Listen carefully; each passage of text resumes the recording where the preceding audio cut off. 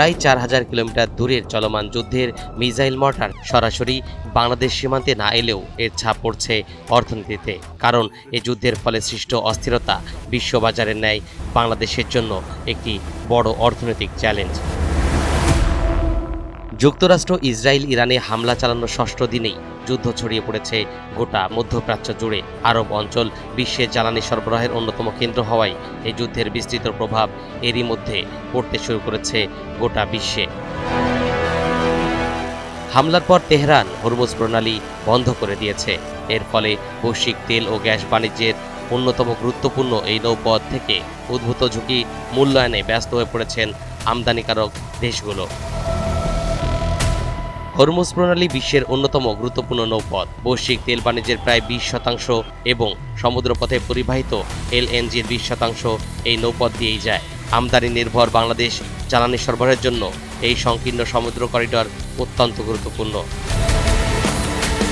তাই ইরান যুদ্ধ যদি দীর্ঘ হয় তাহলে জ্বালানি তেল বা গ্যাসের মূল্য বৃদ্ধি পেতে পারে, যার ফলে বাস ট্রাকের ভাড়া যেমন বাড়তে পারে তেমনি বৃদ্ধি পেতে পারে বিদ্যুৎ উৎপাদন। ইতোমধ্যে তেলের দাম আন্তর্জাতিক মানদণ্ডে ব্যারেল প্রতি $83 ছাড়িয়ে গেছে। হামলার প্রথম দিন অর্থাৎ 28 ফেব্রুয়ারির সঙ্গে তুলনা করলে ওই দাম প্রায় 10% বেড়েছে। যুদ্ধ পরিস্থিতি চলমান থাকলে অপরিশোধিত জ্বালানি তেলের মূল্য শীঘ্রই $100 পৌঁছাবে।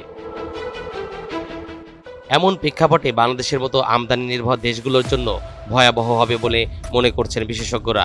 বর্তমান বাংলাদেশের মোট বিদ্যুৎ উৎপাদনের বড় অংশই গ্যাস ভিত্তিক বিদ্যুৎ কেন্দ্র থেকে আসে, যার বড় যোগানদাতা মধ্যপ্রাচ্যের দেশ কাতার ও ওমান। এছাড়া বাংলাদেশের তেল ভিত্তিক বিদ্যুৎ, যার বেশিরভাগ ভারতের উপর নির্ভরশীল, তাদের জ্বালানিও আসে এই হরমুজ প্রণালী দিয়েই। অর্থাৎ জ্বালানির কারণে বিদ্যুৎ সংকট এবং সেখান থেকে কলকারখানা ও ব্যবসা প্রতিষ্ঠান পরিচালনা সব মিলিয়ে বড় ধরনের শঙ্কায় রয়েছে বাংলাদেশ। তেলের দাম বাড়লে সরকারকে একই পরিমাণ জ্বালানি কিনতে অনেক বেশি ডলার খরচ করতে হতে পারে। এতে বৈদেশিক মুদ্রার রিজার্ভ বড় ধরনের টান পড়তে পারে, যা মুদ্রার বিনিময় হার বা ডলারের দাম বাড়িয়ে দিতে পারে। তাই এখন সময় বিকল্প জ্বালানির উৎস খোঁজা, আমদানি উৎস বহুমুখীকরণ করা